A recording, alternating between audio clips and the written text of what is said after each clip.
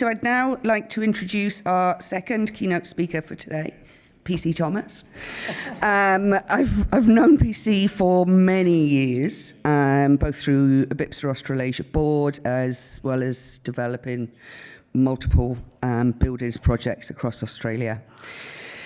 I can honestly say he's my personal favourite and NABERS independent design reviewer. So please welcome PC 1 metre across the stage back to the lectern. Thank you.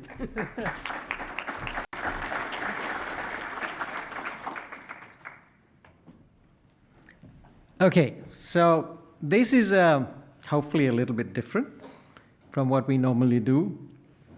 We talk normally about estimation or prediction. Today we're going to talk about performance. Okay. Now, I wanted to tell you the story of NABERS, which is a building performance rating system that we use. And before you go, another rating system, really, I just wanted to say that Australia has some serious chops when we think about innovation. So here's a few favorites of mine, okay? Refrigeration. The electric drill, you've got one in your toolbox, I bet, right? Nobody seemed to have thought about baby safety before an Australian did it. Spray-on skin. Dr. Fiona Woods is known all over the world for that. Okay. Electronic pacemakers. Wow. Wi-Fi. Come on, guys. Yeah? Cyros, there's a number of people from Cyro here. So go and talk to them. I don't know if they'll know about Wi-Fi. And my favorite, plastic banknotes. Why is it my favorite? Well, in 2000, I got sent off by AusAid to Whoop Whoop Land in northern India to train a bunch of carpenters who were putting together windows that caught the sun. I didn't want to go. My wife had won 4 tickets on a lottery for the opening ceremony of the Olympic Games. But there was 3 months of money for 3 weeks of work. I had 2 kids. We needed the money. I went. Everything worked on cash. I'm in whoop whoop. 3 days later, I was running out of Indian money. So I said to someone, hey, I need to exchange some money. There's no ATMs anywhere. What do I do? And the guy said, oh, there's a sari shop. That's the nice thing the Indian ladies wear, 6 meters of silk. There's a sari shop around the corner. Go and ask the guy. I'm like, really? In the middle of whoop whoop? So I walked up, and I asked the guy, look, I want to change some money. So the first thing he asked me is, what kind of money you got? So I said, Australian. Oh, no problem. I said, why? He said, US money, it's green. Anyone can make copies of it. Australian money, that's plastic. You can't counterfeit it. I'll change your money for you. So that's my favorite, okay? Okay, so we've got innovative chops. And we have an innovative NABERS building rating system I wanted to talk to you about. If you go to the NABERS website, and I'm just going to put on a timer so I know where I'm going, you will see that NABERS now rates so many different kinds of buildings. But it all started with offices, okay?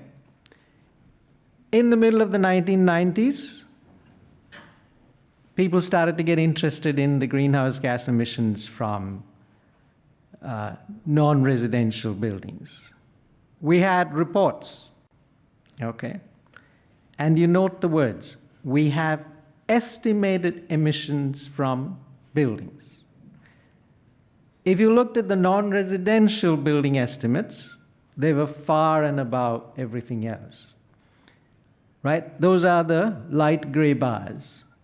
And what was even more, I guess, of concern was that those emissions were predicted to double over the Kyoto Protocol period, if you remember what Kyoto Protocol was. And the estimates were for what was happening now. The predictions were what might happen in the future. I want you to remember those two terms, estimated and predicted, okay? So we had a feisty activist lady called Sue Salmon. She happened to be the head of something called the Sustainable Energy Development Agency in New South Wales. She looked at it and said, okay, what do we do? Where do the emissions come from? Office buildings, right.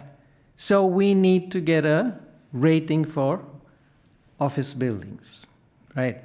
What kind of office buildings? Existing office buildings. Why?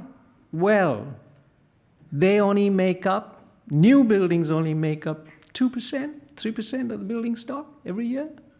Where's the rest of it? Well, existing buildings. So let's find something to rate existing buildings. So there it is. What became NABERS, it started off with other names, I won't go there. So the initial benchmarks for this rating system was for greenhouse gas emissions or energy and water consumption. Okay.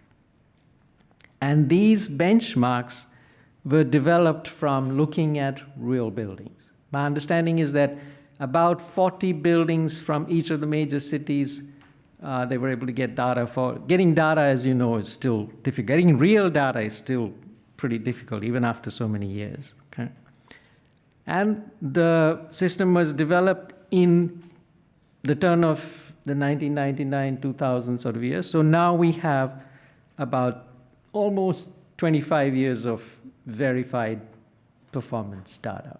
Okay. So when the system actually came out in the beginning, it was 5 stars. Okay. Currently it's 6, but yeah, it was 5 stars in the beginning. And the thing was, when you looked at the average performance of the data that they had gathered, they set the benchmark at about 2.5 stars.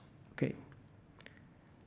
So at that point, it's quite interesting to kind of think about the fact that if you were rating at 2.5 stars at the time, if you wanted to get to a 5-star performance, you needed to drop your greenhouse gas emissions by 60%.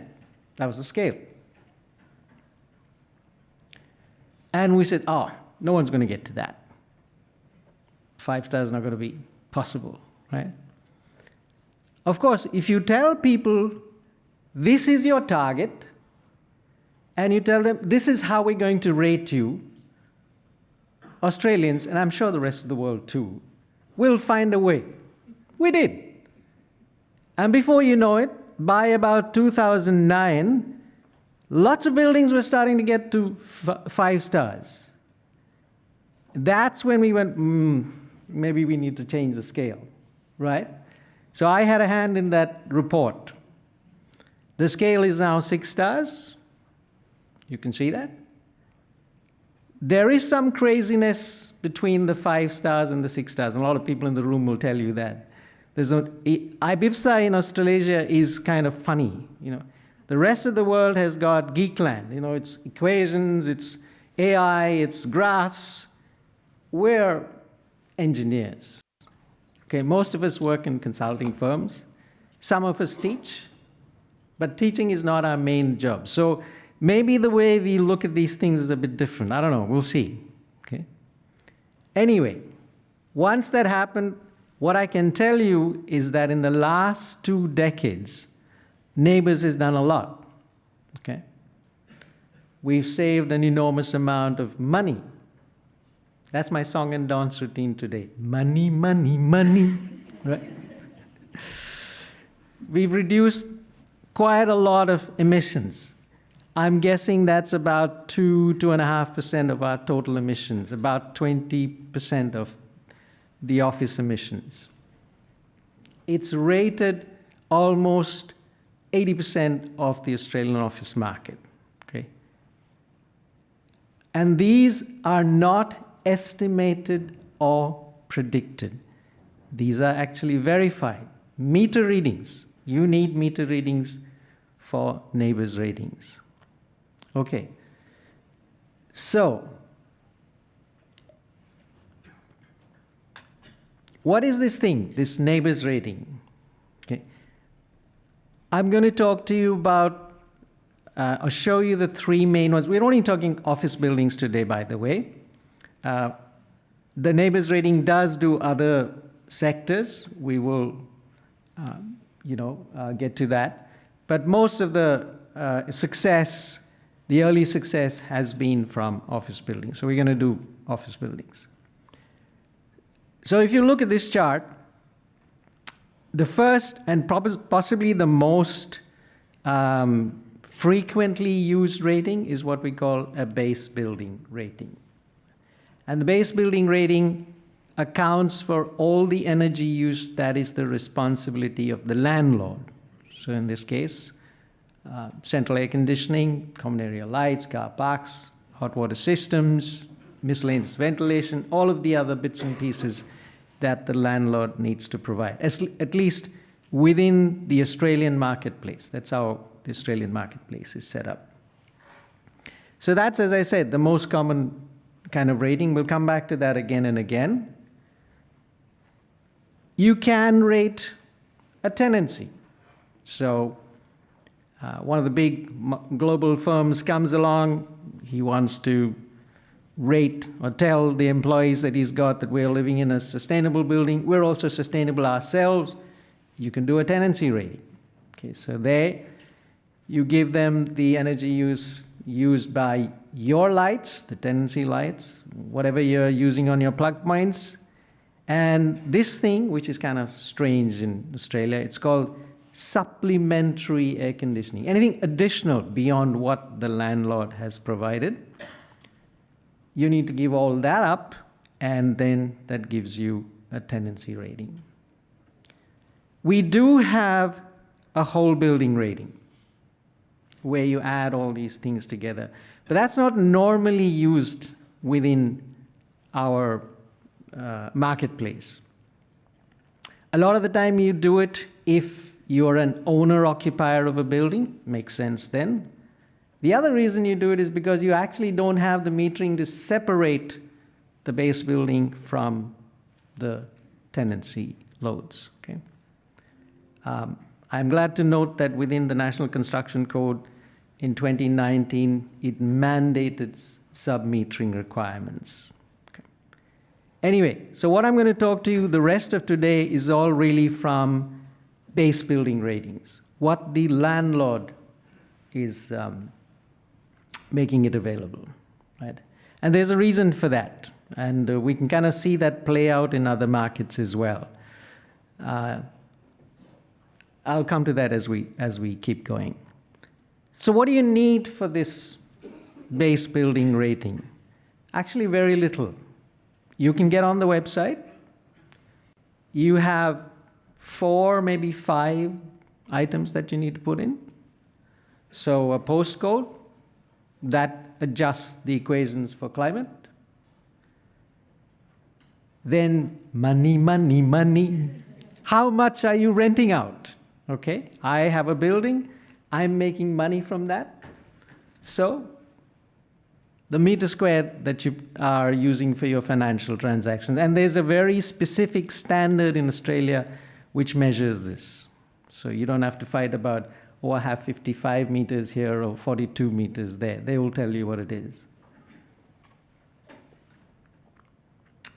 There is an idea of office buildings working roughly 9 to 5, but there's a way of figuring out exactly what that is. There's a survey-based method. There are other methods for that.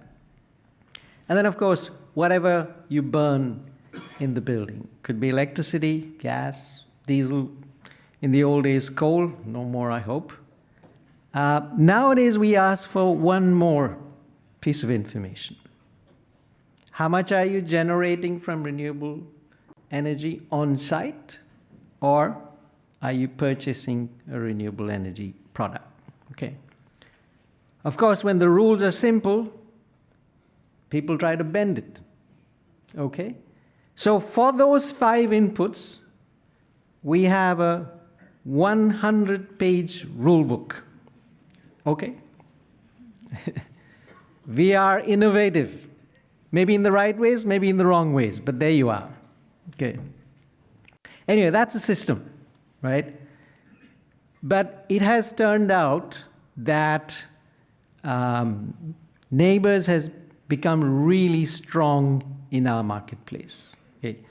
We have brand power with NABERS. And there's a couple of reasons for that. There's quality assurance that everybody knows about. If you want a NABERS rating, you need a government-trained assessor. For that assessor to be accredited, he needs to pass the NABERS exam. He needs to pass it with 80% pass mark. Right? All NABERS assessments go through audits. A single one, the L1 audit as we call it, that's really, is this sensible? We're not doing anything more than that. 5% of them go through what's called a detailed audit. The auditor has to recreate the rating. He gets all the information, he needs to rebuild it, and then if he agrees with the assessor, great. If he doesn't, well, that's a different thing. There are some mandatory requirements. They didn't happen overnight. Took a while, and I'm going to show you a slide about that. But these are quite interesting. You need a certified NABERS base building rating if you're going to lease your building or if you're going to sell your building. There was a building on this southern part of the Brisbane riverfront that sold a few years ago for $658 million. I still think about that. Okay? But if you wanted to sell that, you need a certified NABERS rating as part of the legal documentation. There is a minimum star rating that you need if you want a government department to lease your space. Why would you like to have a government department as a tenant? Money, money, money. 10 years they'll give you a lease for, right? And the nice thing is the NABERS rating is only valid for 12 months. And you cannot display an expired rating certificate. So here's an old one. Validity April 2017. Here's a new one. We are now adding how much renewable energy your building is using. But again, there's a validity on that. Okay? So that is kind of the secret sauce for NABERS. You have to continually monitor and maintain your building if it's going to retain its NABERS performance. Here's a graph that Ryan Flack gave me. He's in the audience. Ryan, are you here? There you are. So you want to ask him about NABERS. He works with NABERS, okay? This graph, seriously, I could kiss it. Right? Why is it so important? Well, it tells you what happens when you repeat rate using NABERS. You need to repeat rate because of what I just told you, right? So if you see here, every time you re-rate the building, because you're looking at its performance, you improve it, a couple of % at a time. We have in the database data for the last 2 decades. You can see what's happening. By the time you've done 13, 14 ratings, you've dropped your energy use by about 42%. Greenhouse gas emissions even further, but for offices, 42%. And by the way, the nice thing about this one is it is not cherry-picking the best building or the best buildings. This is an average of all the buildings in the NABERS database. That is super amazing. In my 40-year career of working in energy efficiency in buildings, I do not believe I have ever seen a rating system that can give you that sort of output. Ever. This is all verified data because we're using utility bills. Okay? That is really something else. How did we get there? I'm going to take a couple of minutes on this slide. I told you that we had Sue Salmon, an activist. Here we go. So she commissioned what has now become NABERS around that time. Grace, are you in the room somewhere? Grace Fu? Ah, there you are. So Grace works with Paul Bannister. They put together the NABERS rating. Ask her about the NABERS rating, okay?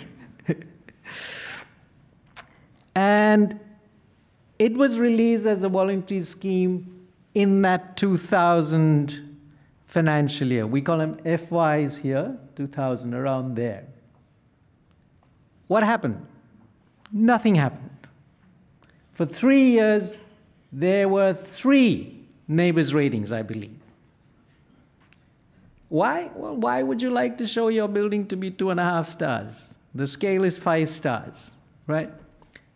What did Sue do during that time? She went and knocked at every single politician's door.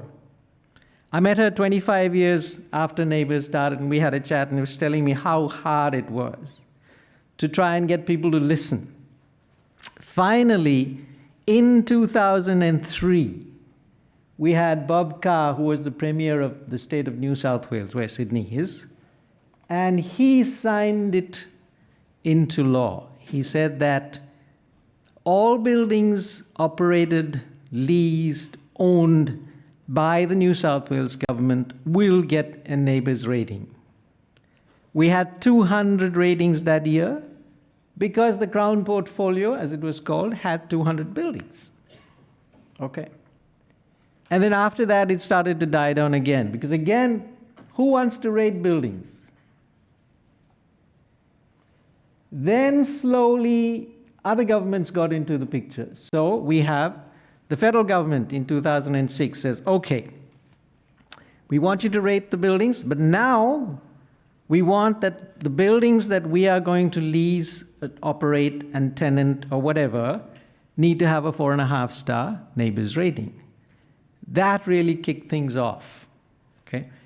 Once the federal government got involved, all the other governments got involved as well. They said, yeah, we all want 4.5 star rated buildings, all base building ratings. So the landlord is responsible for that. Then the ratings started to take off. In 2010, government passed an act of parliament.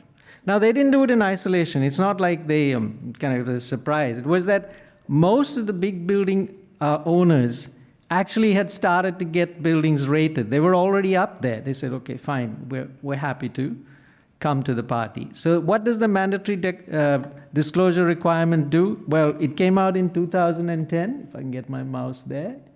Yeah. And it was essentially that at point of sale or point of lease, you have to provide a NABERS certificate.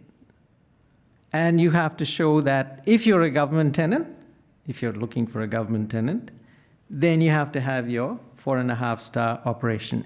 And you can see what happened after that. The blue line keeps going up, right? And even the yellow line, which is the number of high rating buildings in the database, started to creep up slowly.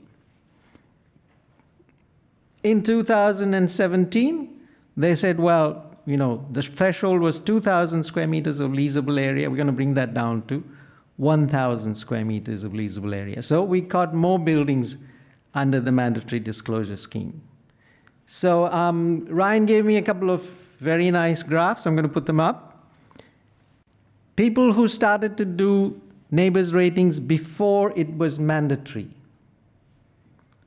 People who were forced to do NABERS ratings once it became mandatory. You can see they are never really caught up with the early leaders.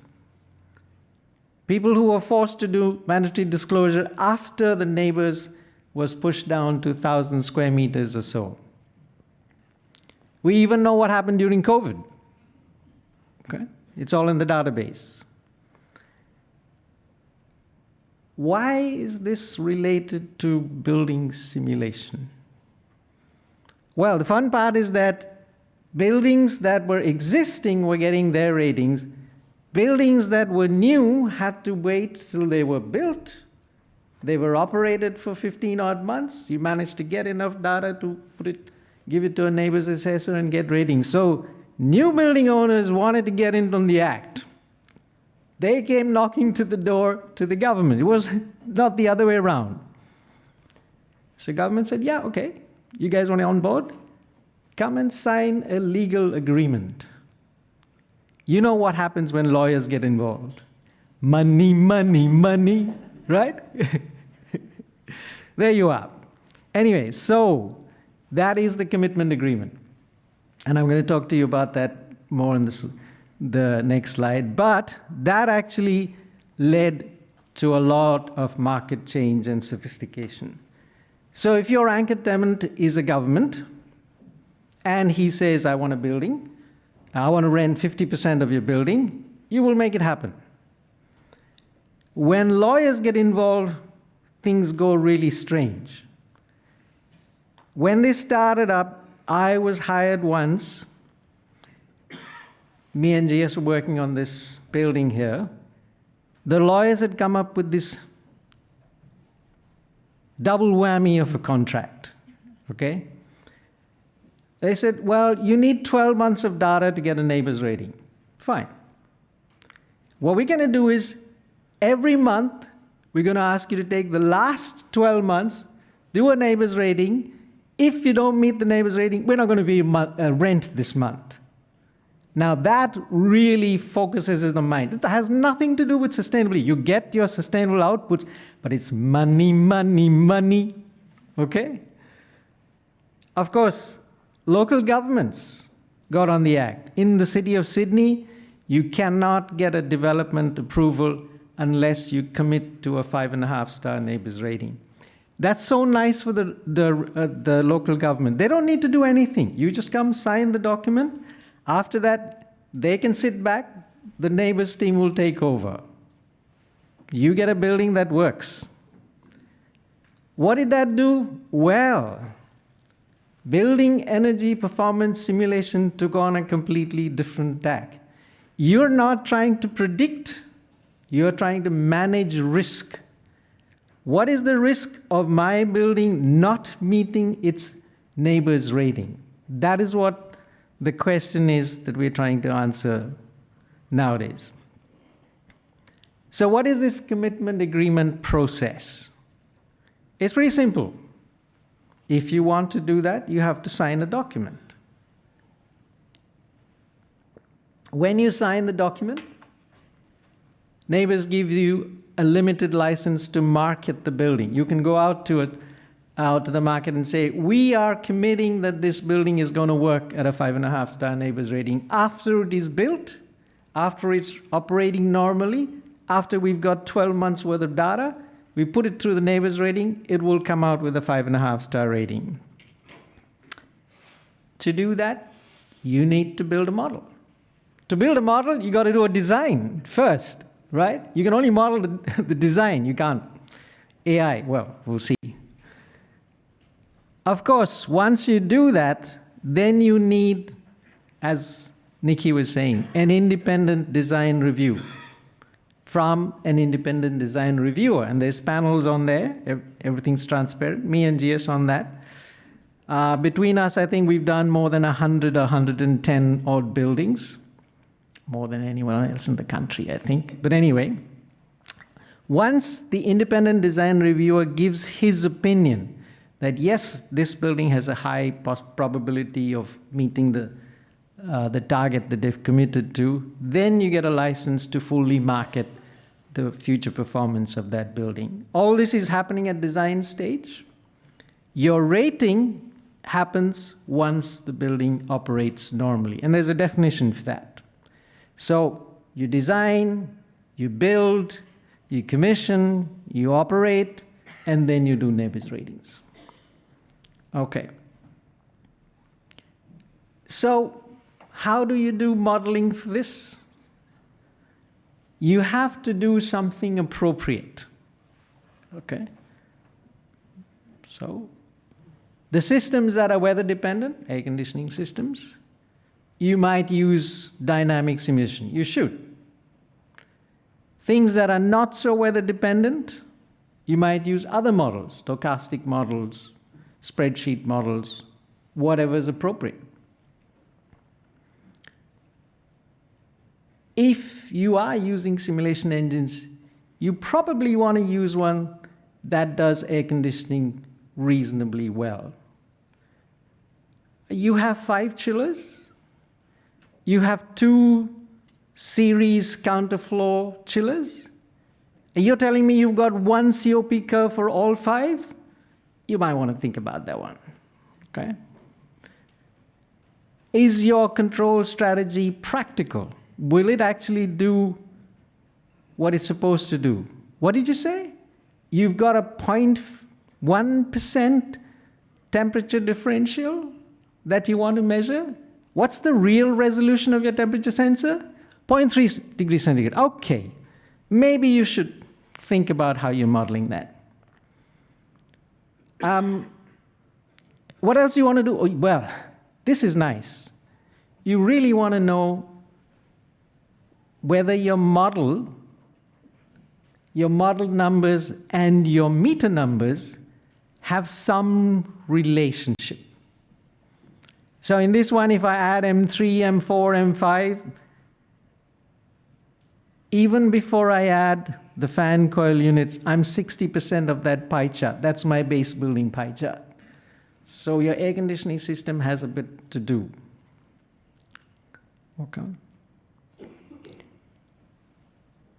It's quite interesting that in the last few years, we are beginning to see people within projects in Australia have a BMS contractor, building management system contractor, and an EMS contractor who's different. He's the energy metering system. And the two should work together. Right? You are doing modeling for performance. You try to think about the limitations of different components and systems. Now, nobody has been teaching us about systems very well, air conditioning systems in particular. We know all about components. We know how to size chillers, fans, boilers. We don't really know how to connect them together and what the limitations might be when we do that. We're learning that, and that's going to be interesting. To get AI to work correctly, you assume that you're giving it learning material that is a correct set of data. I suspect there isn't too much correct set of data for this kind of thing. Please come and attend the panel that we're having this afternoon. We have some challenges. Okay? Ian's going to run that. Please come for that. When you do simulation scenarios, we try to bookend them. What is the worst that might happen if something goes wrong? We do off-axis scenarios. We do different types of climate files. Have you got an extreme climate file? What does that do? Your building is going to last 20 years. No one's interested in 20 years. They want to know whether you're going to get across the line tomorrow, next year, then they're going to sell the building off to somebody. It's somebody else's problem. Or they're going to hand it over to some facility manager. It's his problem. I just need to get my building across the line. But if you own the building, you might want to think about something a bit longer. And that, I believe, has been the reason why modelers from Australia are considered to be pretty good. Jennifer Elias, are you in the room? No? She was exported from Australia to the UK, and she's come back. And she was regarded as one of the best modelers there because she knew how to do NABERS models. Okay? Okay, so we just talked about developing an accreditation scheme, and that's really trying to capture that. So how does the Australian system work, and how can we do things for that? Now, the whole reason for me doing this presentation is really because we know it works, and we'd be happy to discuss if there was any way that we could give you things that might help in your jurisdiction. We're very aware that this is Australian jurisdiction. So what we have here will probably not work for you, but hopefully we can help you think about it. We have a really interesting panel. Priya is here. She's the one who came up with the idea. Okay, Grace, who helped work with Paul and put the scheme together. Ryan, who works from NABERS, is here. GS, who is IDR extraordinaire and knows more about HVAC system than, he's forgotten more about air conditioning systems than most people know, I would say. Noni, she's done a PhD in hotels for the performance gap, the difference between prediction and reality. Hotels is the next big thing. The government has just said, if you want to tender for government business, you need to have a NABERS rating. That's the driver. That's the fire under the belly for hotels. We're going to see that happen, what happened in offices. Jennifer, as I said, she has experience with the NABERS in the UK.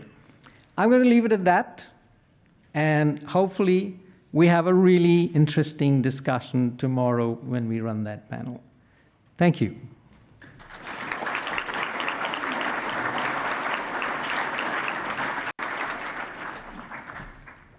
So we've probably got a couple of minutes if we've got any questions. Oh, hands going up everywhere. Right, someone's going to race to you with a microphone just behind you. Thank you. And then we'll come over. PC, can you hear me? Yes. Thank you very much for this very impressive. I have a question. The prices that you show and the savings, have you accounted for the energy prices in general? Because if I'm correct, around 98, 2000, the energy prices in Austria was about $20 per megawatt hours. Now it's about 140. So you have an order of magnitude increase. Independent of neighbor, could just the increase in energy prices, even accounted for inflation, be a motivation for people to look at the energy expenditures and so on? So to which extent can you normalize for that effect? I wouldn't even go there. I'll say go and ask neighbors that, okay? But I think it's important to say that it's not just energy that we are accounting for when we say you're saving money. If you design it right, you have smaller systems, better systems. All of those things actually do count. Okay, energy is definitely one of the big metrics to think about, and energy costs have been going up. We're getting lots of government incentive to put renewable systems on. So there's a lot of things in the mix. I don't think I could answer that for you correctly. Do talk to Ryan. He might be able to answer that better than me. Right, we'll just sneak one more question in. Hi there. I'm curious how the initial data set was created so that you were able to give those first buildings a rating. It was hard. From what I understand, talking with Paul, they were struggling to get data. We got approximately 40 buildings from each metropolitan city, and that's what they started off with.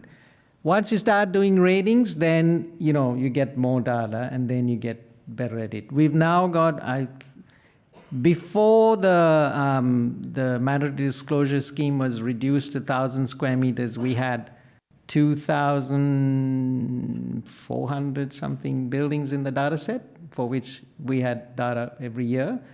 NABERS used to put that out. You could see it and look at it. After the 1,000 square meter threshold, I'm not sure how many more buildings got added to that.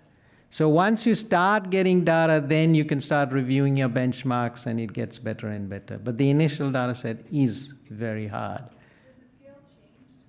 Well, only because we felt that the buildings were beginning to hit the 5-star target very quickly. So it's been moved up, the scale has been increased. You don't want to have a building which, was 5-star this year and suddenly became 4-star because the scale got tighter. Instead, you extended the scale. I was saying that there is some differences in scale between up to 5 stars, and then there's a different slope from 5-star onwards. So it actually gets harder once you get 5 stars to go to 5.5 stars. And then it gets even harder when you start to get to a 6-star. But when you're developing the scale, the initial data set was 40 buildings, and now No, 40 times 5, about 200 buildings. The 40 from each city, so we had about 5 cities worth. We can take that offline. I'm happy to answer anything else you want. Cool. Thanks very much, PC. I've been working with NABERS for almost 15 years, and I've learned a lot there. So please put your hands together for PC.